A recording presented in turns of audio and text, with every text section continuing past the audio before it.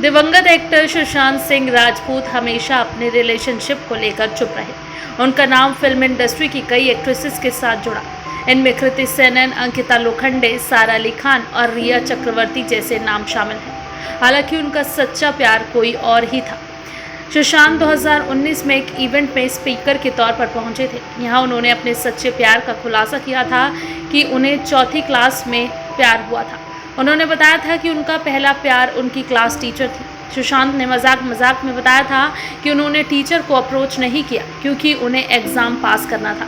हालांकि 5 साल बाद उन्हें पहला प्रपोजल मिला जब वो 9वीं क्लास में थे। एक्टर ने बताया था कि उन्होंने ज़िंदगी में कभी किसी को आई लव यू नहीं बोला।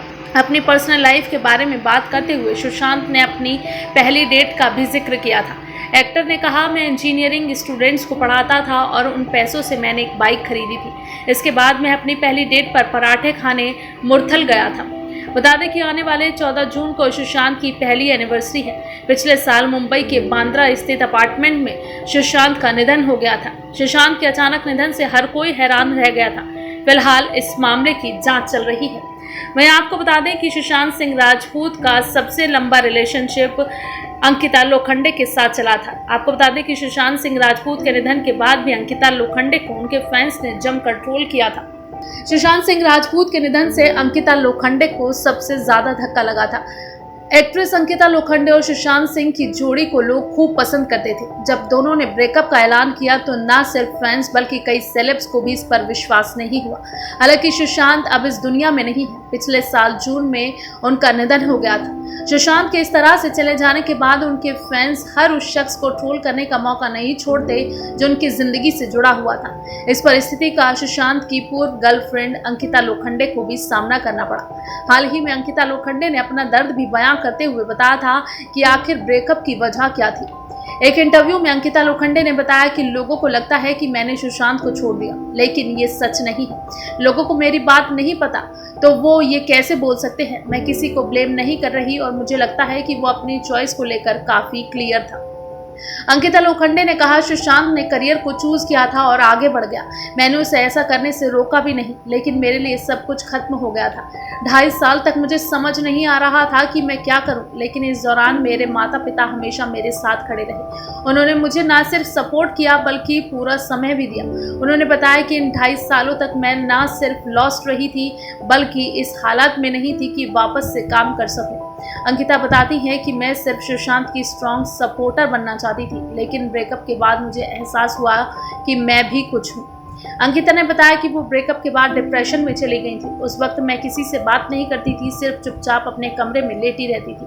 उस वक्त मेरे दिमाग में बहुत सारी बातें चलती थी, यहाँ तक कि मैं अपने माता पिता से बात नहीं करती थी। अंकिता लोखंडे कहती हैं कि उस हालात में कई ऐसे दोस्त रहे जो आज कहते हैं कि मैं उस वक्त थी तेरे साथ, लेकिन ऐसा नहीं है। उनमें से सिर्फ कुछ ही दोस्त हैं जिन्होंने मुझे इस हालत से निकलने में मदद की। मेरे कमरे में सुशांत की तस्वीरें लगी हुई थी जिसे देख सब कहते हैं कि अरे इसे हटा क्यों लगा रखा है, लेकिन मैं उन्हीं तस्वीरों के सहारे पिछले 2.5 साल रही थी।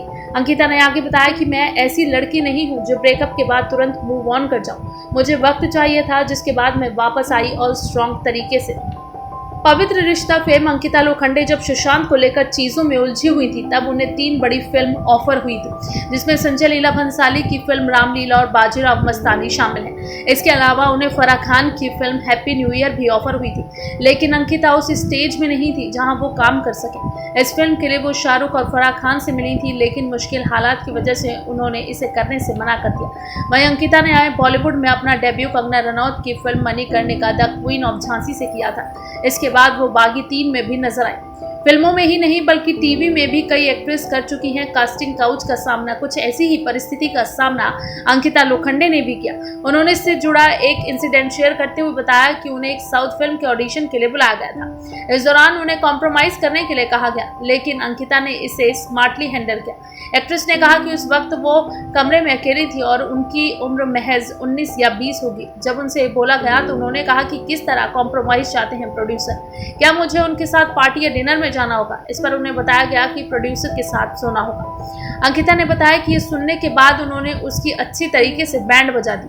वहीं ऐसा अंकिता के साथ पहली बार ही नहीं हुआ था। एक्ट्रेस ने बताया कि वो टीवी इंडस्ट्री की पॉपुलर फेस थी।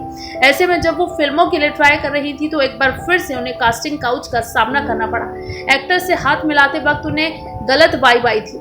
एक्ट्रेस ने बताया कि वो उस एक्टर का नाम नहीं लेना चाहती हैं क्योंकि वो एक बड़े स्टार हैं, लेकिन उनकी इस हरकत से वो अनकंफर्टेबल हो गई थी और अपना हाथ हटा लिया। हालांकि एक्टर की इस हरकत से वो समझ गई थी कि उनका यहाँ कुछ नहीं होने वाला है, क्योंकि यहाँ गिव एंड टेक था। ऐसे में मैं वहां से चली गई।